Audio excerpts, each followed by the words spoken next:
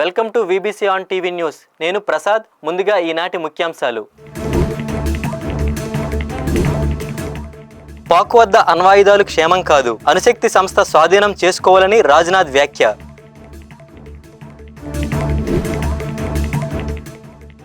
CM అధ్యక్షతన పెట్టుబడుల board 6వ సమావేశం. 19 ప్రాజెక్టులు 33,000 కోట్ల పెట్టుబడులకు ఆమోదం. ఆరోగ్య శాఖ అధికారులతో మంత్రి సత్యకుమార్ సమీక్ష. పనితీరును మెరుగుపరుచుకోవాలని సూచన.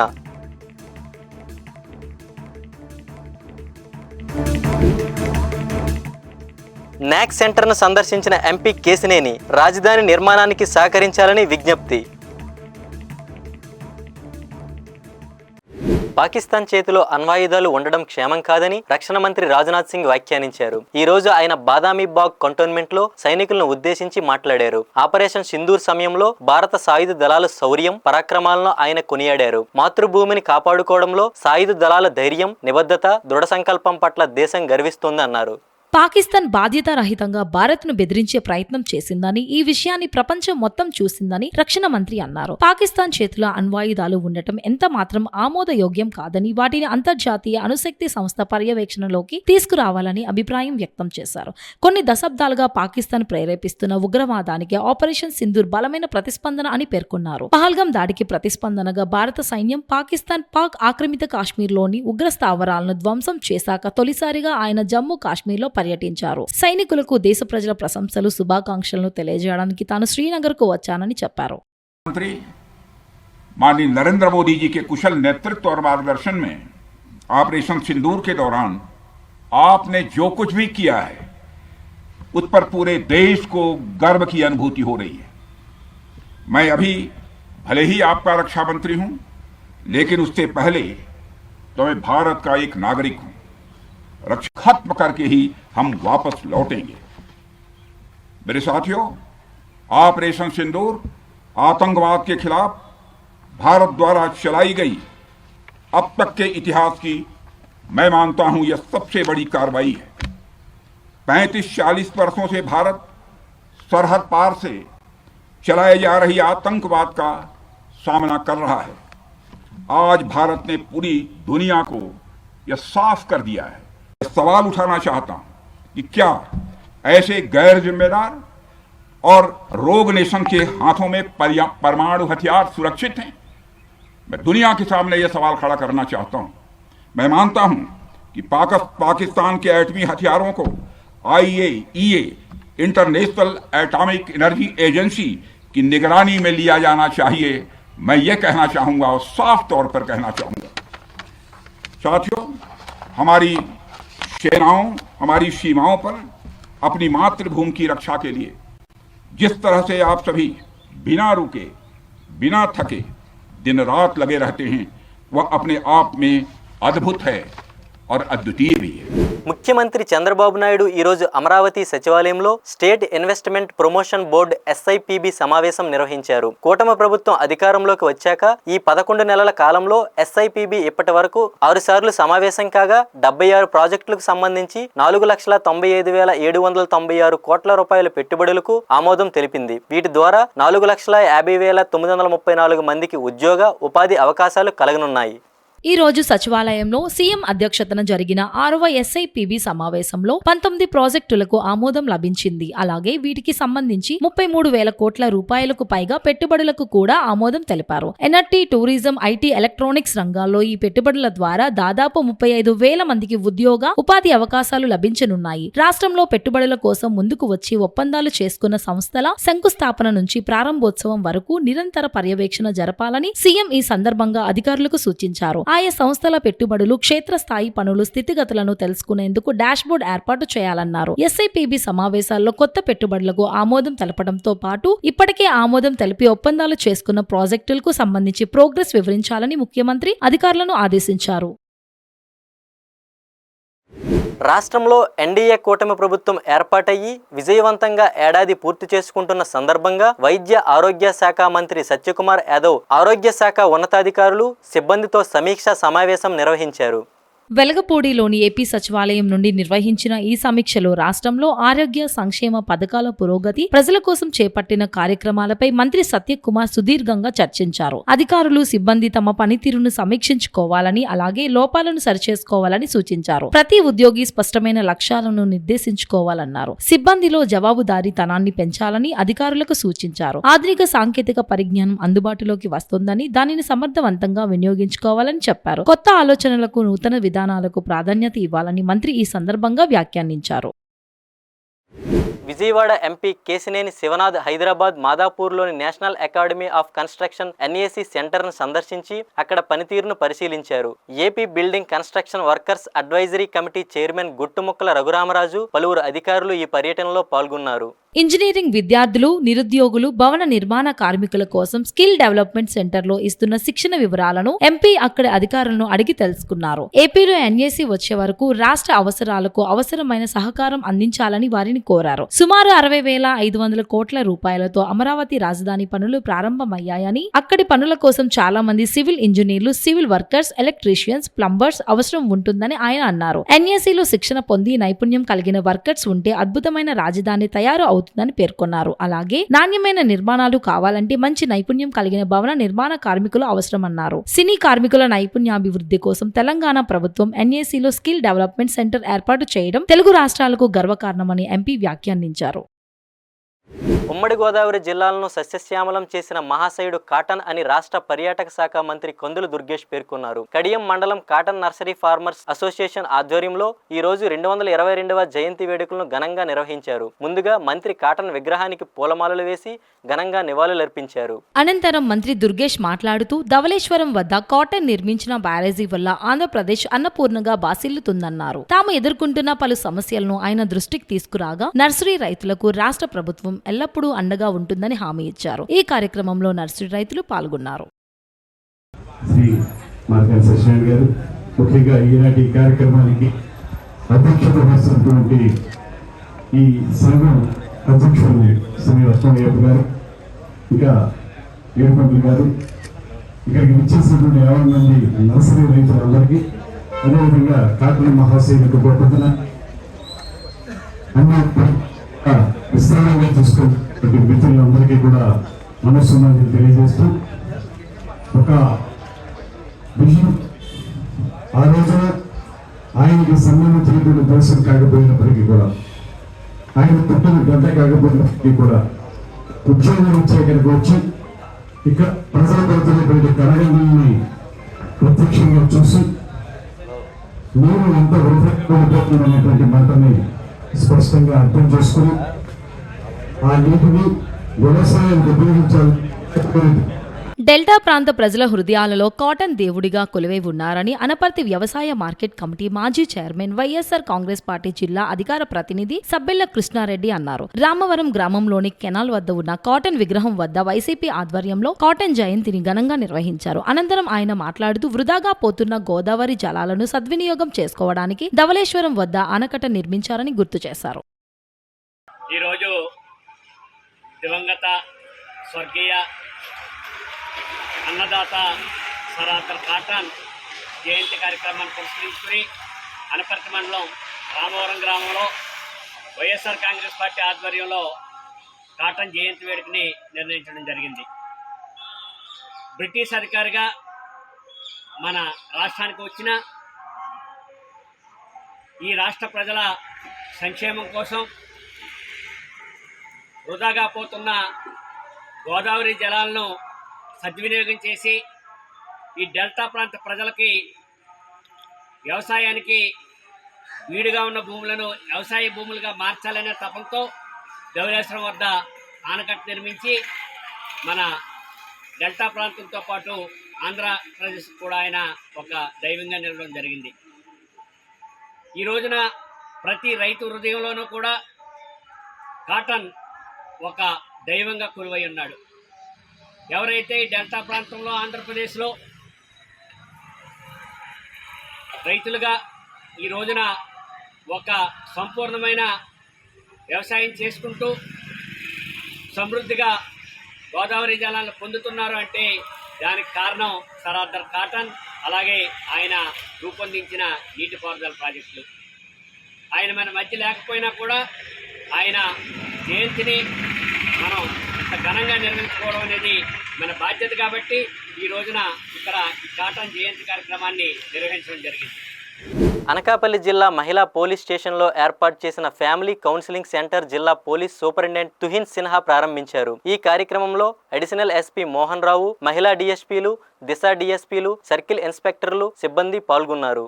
ఈ సందర్భంగా ఎస్పీ తుహిన్ సిన్హా మీడియాతో మాట్లాడుతూ మహిళలపై జరుగుతున్న వేధింపుల కేసులను, భార్యాభర్తల మధ్య తలెత్తే వివాదాలను సుప్రీంకోర్టు మార్గదర్శకాల ప్రకారం కౌన్సిలింగ్ ద్వారానే పరిష్కరించేలా చర్యలు తీసుకుంటున్నామని తెలిపారు. ఫిర్యాదు చేసిన మహిళకు మొదట కౌన్సిలింగ్ నిర్వహించి అనంతరం ఆమె భర్త, అత్తమామలు, ఇతర కుటుంబ సభ్యులకు ఫ్యామిలీ కౌన్సిలింగ్ చేస్తామని చెప్పారు. అలాగే శక్తి యాప్ ద్వారా మహిళల భద్రతను మరింత బలోపేతం చేస్తున్నట్టు తెలిపారు. ఇప్పటి వరకు జిల్లాలో 3,431 మంది శక్తి యాప్ ను డౌన్లోడ్ చేసి రిజిస్టర్ చేసుకున్నారని వెల్లడించారు. జిల్లాలో 5 శక్తి టీములు ఏర్పాటు చేశామని, ఈ బృందాలు మహిళలపై జరిగే వేధింపులపై స్పందిస్తూ తక్షణ చర్యలు తీసుకుంటాయని చెప్పారు. 2024 సంవత్సరంలో జిల్లాలో మొత్తం 637 కేసులు నమోదు కాగా వాటిలో 235 కేసుల్లో కౌన్సిలింగ్ నిర్వహించారని, 537 కేసుల్లో మహిళలకు విజయవంతంగా న్యాయం జరిగిందని ఎస్పీ తుహిన్ సిన్హా వెల్లడించారు. శక్తి యాప్ మీ అందరికీ తెలుసు, అది కూడా క్రైమ్ అగేన్స్ట్ ఉమెన్ సంబంధించి ఏర్పాటు చేయడం జరిగింది. ఇప్పుడు వరకు 3,435 మహిళలు ఇది శక్తి యాప్ డౌన్లోడ్ అండ్ రిజిస్టర్ చేయడం జరిగింది. మనకి ఏదైనా ప్రాబ్లమ్స్ ఉంటే వాళ్ళు SOS కాల్ కట్టేసి మనకి డైరెక్ట్లీ కంట్రోల్ రూమ్కి డీటెయిల్స్ వస్తున్నాయి. దాని మీద మనం త్వరగానే యాక్షన్ తీసుకుంటున్నాము. ఇంకా టోటల్ 5 శక్తి టీమ్స్ కూడా ఏర్పాటు చేయడం జరిగింది. వాళ్ళ రోల్స్ అండ్ రెస్పాన్సిబిలిటీస్ ఏమంటే వాళ్ళు మొత్తం మెయిన్ టార్గెట్ టైమ్స్ కి ఏరియాస్ లో తిరుగుతారు, especially schools and colleges, and మహిళలతో గర్ల్స్ స్టూడెంట్స్ తో మాట్లాడతారు. ఇటువంటి ఇష్యూస్ వాళ్ళు ఫేస్ చేసుకుంటున్నారు, any harassment, any eve teasing, దాని మీద కూడా యాక్షన్ తీసుకోవడం జరుగుతుంది. ఇంకా రీసెంట్ గానే బై ఆనరబుల్ హోమ్ మినిస్టర్ గారు మనం శక్తి బీచ్ కూడా ఇనాగ్రేట్ చేయడం జరిగింది in Anakapalli. Total 39 Shakti beach మన అనకాపల్లి జిల్లాలో రన్ అవుతుంది. వాళ్ళు ఒక స్కూటీలోనే 2 మహిళా కానిస్టేబుల్స్ ఆర్ మహిళా head constable and constable schools and colleges దగ్గర ప్రతి ఈవినింగ్ తిరుగుతున్నారు, అవేర్నెస్ స్ప్రెడ్ చేసుకుంటున్నారు. At the same time they are asking girls if they are facing any problems.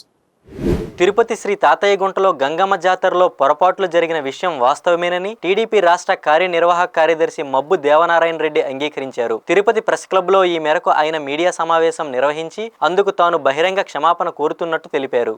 జాతరలో జరిగిన పొరపాట్లను అదునుగా తీసుకుని రాజకీయ ప్రయోజనాల కోసం వ్యాఖ్యలు చేయవద్దని దేవనారాయణ రెడ్డి కోరారు. గత ప్రభుత్వ హయాంలో అమ్మవారికి సమర్పించే సారె కోసం ఏకంగా 1,50,00,000 రూపాయల ఆలయ నిధులను ఖర్చు చేశారని ఆరోపించారు. 15 కోట్ల ఫిక్స్డ్ డిపాజిట్లు ఉన్న అమ్మవారి ఆలయాన్ని మితిమీరిన ఖర్చుల కారణంగా 4,50,00,000 కోట్ల రూపాయల అప్పుల్లోకి నెట్టివేశారని మండిపడ్డారు. ఈ ఏడాది జాతరలో అనవసర ఖర్చులు చేయకూడదని నిర్ణయించినట్టు చెప్పారు. ఈ జాతరలో సామాన్య మధ్యతరగతి ప్రజలకు అమ్మవారి దర్శనాన్ని మరింత చేరువ చేశామని పేర్కొన్నారు.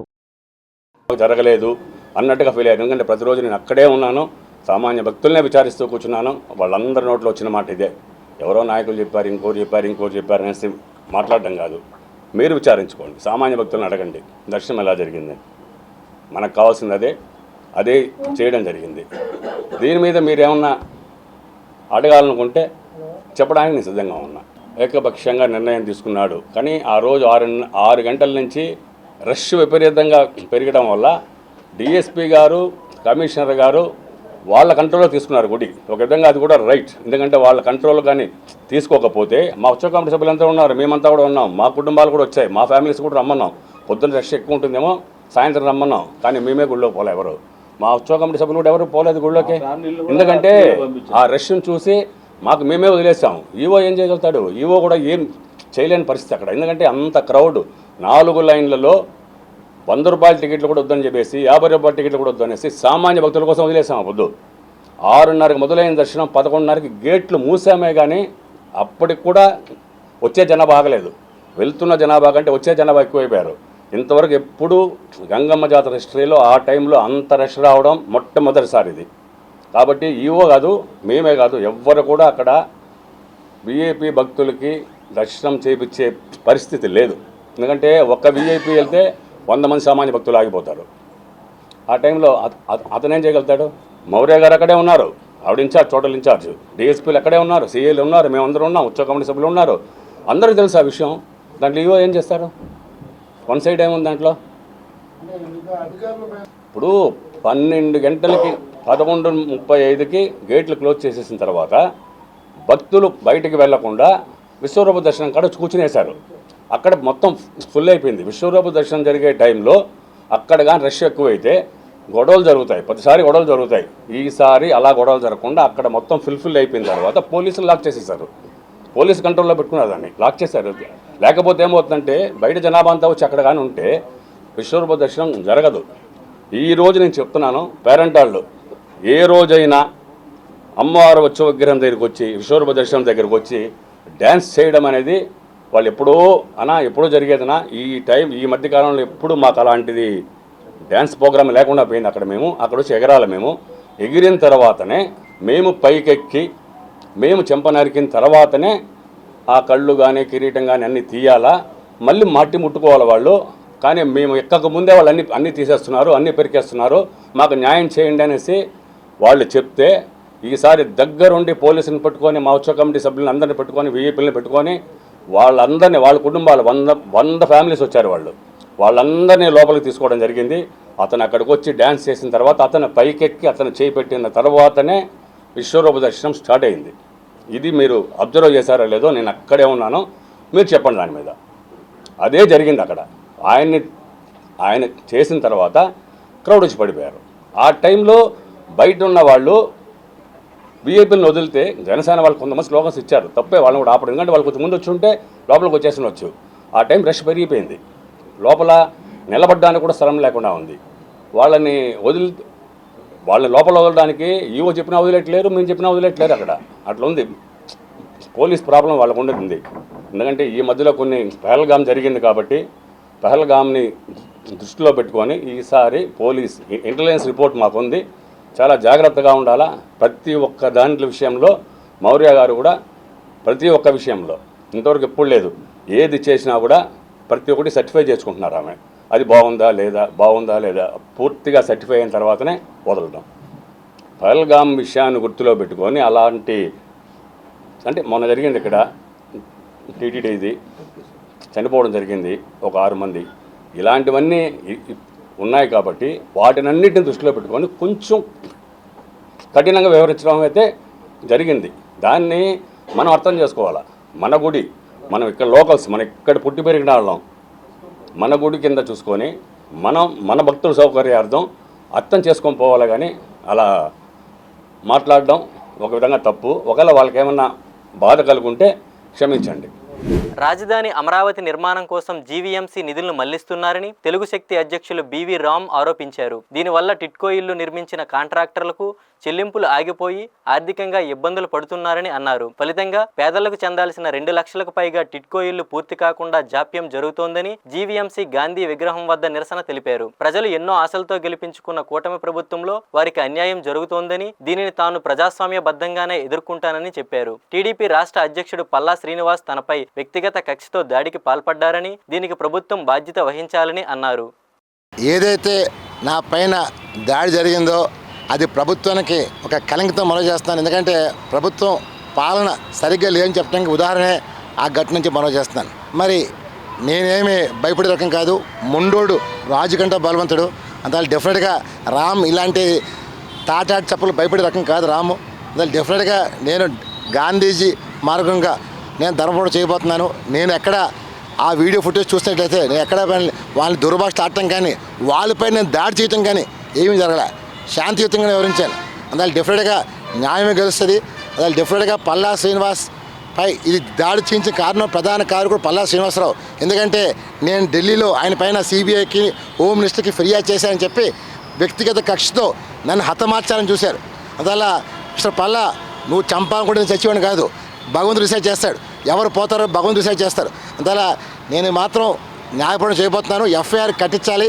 పల్లా చేసి అటెంప్ట్ మర్డర్ కేసు ఇది. డెఫినెట్గా ఎంతటి వారైనా సరే ఆ దుమ్మిలో ఆ రోజు వీడియో ఫుటేజ్ నిజంగా ప్రభుత్వం చిత్తశుద్ధి ఉంటే చంద్రబాబు నాయుడు ఫుటేజ్ తెప్పించుకోవాలి. మీడియాకు విడుదల చేయాలి. ముఖ్యంగా మీడియా మిత్రులపై కూడా దాడి చేశారు. అక్కడ ప్రైమ్ 9 ఛానల్ రిపోర్టర్ అర్జున్ రావు చెవు లెఫ్ట్ ఇయర్ పనిచేయట్లేదు అంటే ఎక్కడికి వెళ్ళిపోయిందంటే ఒక తప్పుని ప్రశ్నిస్తుంటే చంపేస్తాము అనే క్లియర్ కట్గా ఇచ్చారు. మరి జగన్ పాలనలో ఇలాంటి దాడులు ఎప్పుడు జరగలే. కేసులు పెట్టారు, అరెస్ట్ చేశారు తప్ప దాడులు జరగలే. మరి ఇదేంటో అర్థం కావట్లేదు. అందువల్ల నేనేం భయపడే రకం కాదు. నేను డెఫినెట్గా ధర్మయుద్ధం చేయబోతున్నాను. న్యాయమే గెలుస్తుంది మనం చేస్తాను. నెంబర్ 2, 2017లో టిడ్కో ఇల్లు 2,68,000 ఇల్లు ఆ రోజు మంజూరు చేశారు. ₹1,00,000 కట్టారు. మిగతా అమౌంట్ బ్యాంకు రుణాలు ఇప్పించారు. మరి ఈవేళ బ్యాంక్ ఈఎంఐ ₹3,000 అవుతుంది.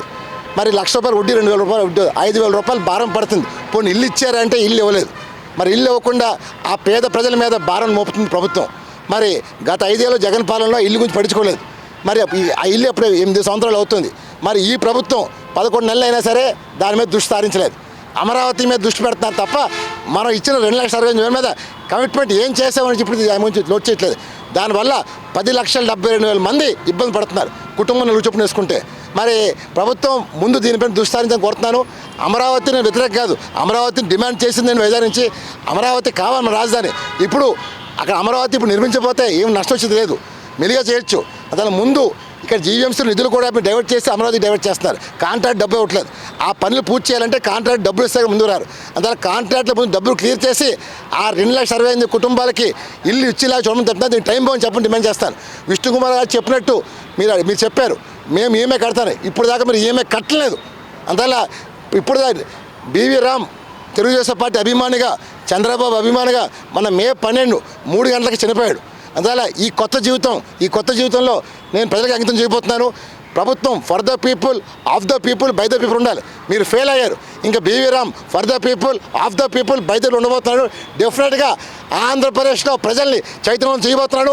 మన హక్కుల గురించి నేను పోరాటం చేయబోతున్నాను. డెఫినెట్గా ఆంధ్రప్రదేశ్ ఒక నూతన అధ్యాయం రాయబోతున్నాను. డెఫినెట్గా చంద్రబాబు నాయుడు గారు ఆ ఎంక్వైరీ పై ఘటన చేసి నిజంగా మీ ప్రభుత్వం దమ్ము చిరుస్తుంటే ఎంక్వైరీ చేసి దోషులు ఎంతవరైనా శిక్షించమని కోరుతున్నాను. జై హింద్. వైఎస్ఆర్ జిల్లా సిద్ధవటం మండలం మాచుపల్లి గ్రామంలో గల రేణుక ఎల్లమాంబ అమ్మవారి తిరణాల మహోత్సవం సందర్భంగా మహిళలు పెద్ద ఎత్తున బోనాలు సమర్పించారు. ఈ మహోత్సవం సందర్భంగా ఈ రోజు అమ్మవారికి శాంతినగర్ మాచుపల్లి గ్రామ మహిళలు పెద్ద ఎత్తున పాల్గొని డప్పు వాయిద్యాల మధ్య బోనాలు సమర్పించి మొక్కులు చెల్లించుకున్నారు.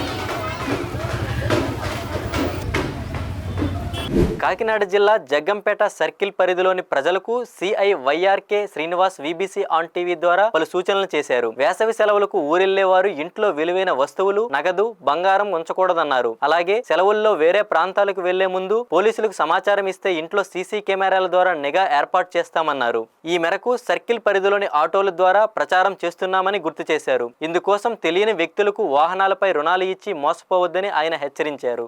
గండేపల్లి, జగ్గంపేట, కిర్లంపూడి మండలాలు జాతీయ రహదారికి ఆనుకుని ఉండడంతో అనేక రోడ్డు ప్రమాదాలు జరుగుతున్నాయన్నారు. ద్విచక్ర వాహనాలపై ప్రయాణించేవారు, వెనక ఉన్నవారు కూడా తప్పనిసరిగా హెల్మెట్ ధరించాలని CI సూచించారు. తమ సర్కిల్ పరిధిలో ఎక్కడైనా జూదాలు, క్రికెట్ బెట్టింగులు నిర్వహిస్తే పోలీసులకు సమాచారం ఇవ్వాలన్నారు. అలాగే ఎక్కడైనా గంజాయి అమ్మినా, సేవిస్తున్నా పోలీసులకు తెలియజేయాలని ఆయన కోరారు.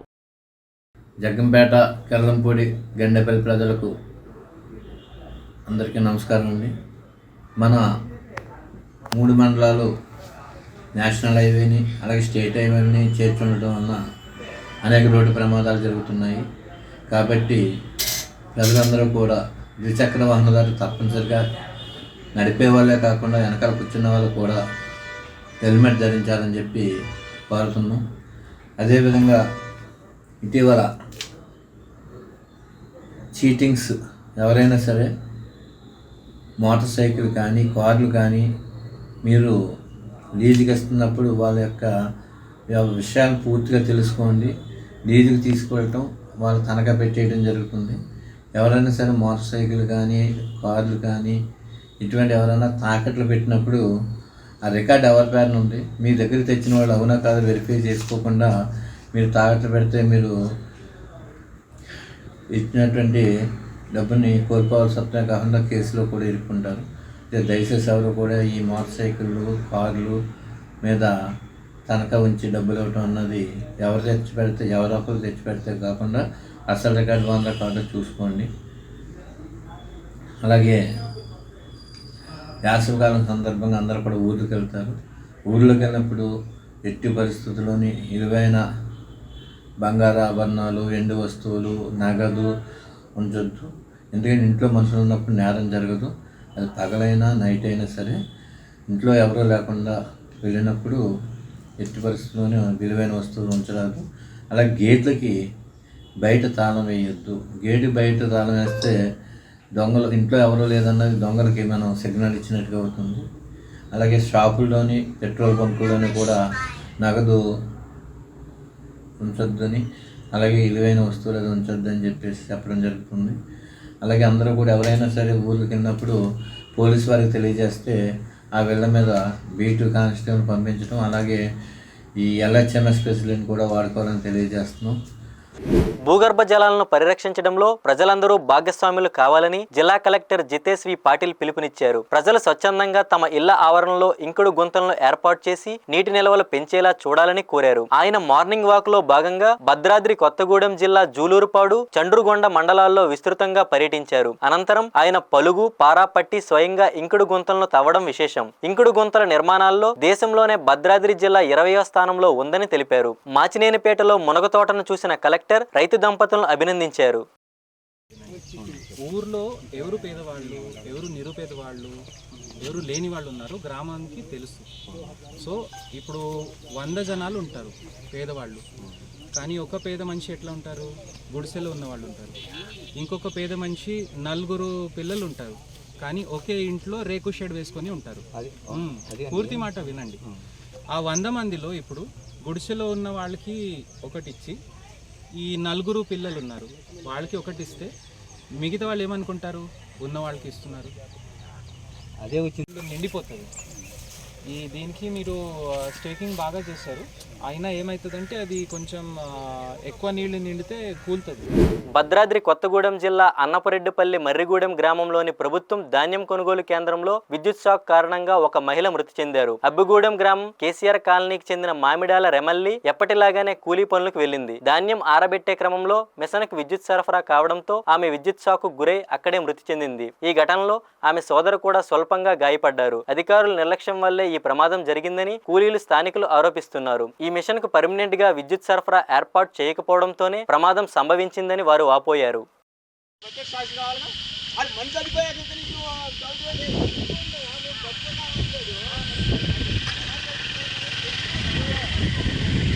కోనసీమ జిల్లా గంగవరం గ్రామంలో ఉన్న ఊర చెరువు ఆక్రమణలకు గురైంది. స్థానికులు ఈ చెరువు గట్టును ఇష్టారాజ్యంగా ఆక్రమించుకుని ఇల్లు నిర్మించుకుని నివసిస్తున్నారని స్థానిక అధికారులు తెలిపారు. గ్రామస్తులు ఈ చెరువు గట్టును రోజు చెత్తా చెదారం వేయడంతో 5 ఎకరాల చెరువు కాస్త నేడు పిల్ల కాలువలా మారిపోయిందని ఆందోళన వ్యక్తమవుతోంది. ఈ నేపథ్యంలో ఈ రోజు స్థానిక చెరువు గట్టున ఉన్న ఓ ఇంటిని కూల్చివేయడం కలకలం సృష్టిస్తోంది. సంకురాత్రి సత్యనారాయణ చెరువు గట్టును ఆక్రమించుకుని ఇల్లు నిర్మించాడని కుటుంబ ఆస్తి తగాదాల నేపథ్యంలో అతని బావమరిది మార్ని రమేష్ కోర్టును ఆశ్రయించారు. కోర్టు ఆదేశాలతో DLPO ఉత్తర్వుల మేరకు సత్యనారాయణ ఇంటిని పంచాయతీ సిబ్బంది JCBతో కూల్చివేశారు. కానీ పంచాయతీ అధికారులు ఈ ఇంటిని అక్రమంగా కూల్చివేశారంటూ స్థానికులు ఆవేదన వ్యక్తం చేస్తున్నారు. మా తాతల నుంచి ఇక్కడ ఉన్నాం, ఇక్కడే పుట్టాం. గ్రామంలో చాలా మంది ఉన్నాయి, కట్టినవి ఉన్నాయి. మరి అవన్నీ వదిలేసి ఇక్కడే గ్రామం పంచాయతీ మరి అన్నిటికి తీసుకోవాల్సిన పవర్స్ ఉన్నది కదా. ఇది ఒకటే తీయవలసిన పనే వచ్చింది.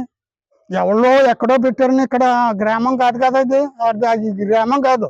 ఈ గ్రామంలో ఇప్పుడు ఇది కొట్టేసారు 2 సార్లు, రెండోసారి మరి అన్ని కొట్టాలి కదా, ఇది ఒకటేటి. నమస్తే అండి, నా పేరు సంకురాత్రి సత్యనారాయణ. మాయన్ రమేష్ అనేవాడు మా బామ్మది స్వయన. మాకుండే హస్తగతాల వల్ల గత 20 సంవత్సరాల నుంచి నా మీద RTA యాక్ట్ ఉపయోగిస్తూ నేను స్కూల్ రన్ చేసుకునేవాడిని, వికాస్ స్కూల్. మా ప్లే గ్రౌండ్ లేదని అది లేదని అలాగా చేసి బాత్రూంలో ఎంక్రోచ్మెంట్లో ఉన్నాయని 2012 సంవత్సరంలో కొట్టించేశాడు. అది అయిపోయాక నేను గెయిల్ వాళ్ళకి అద్దెకిస్తే స్కూల్ కూడా క్లోజ్ చేసుకున్నాను 2019లో. గెయిల్ వాళ్ళకి అద్దెకిచ్చి వాళ్ళు ఏమో 1 షెడ్ కావాలంటే 1 షెడ్ నిర్మించాను ఇక్కడ. ఆ 1 షెడ్ మీద కూడా పెట్టాడండి. ఒకటి ఆర్టీ యాక్ట్ అనేది గవర్నమెంట్ పిచ్చోడి చేతిలో రాయిచ్చినట్టుగా ఇచ్చింది.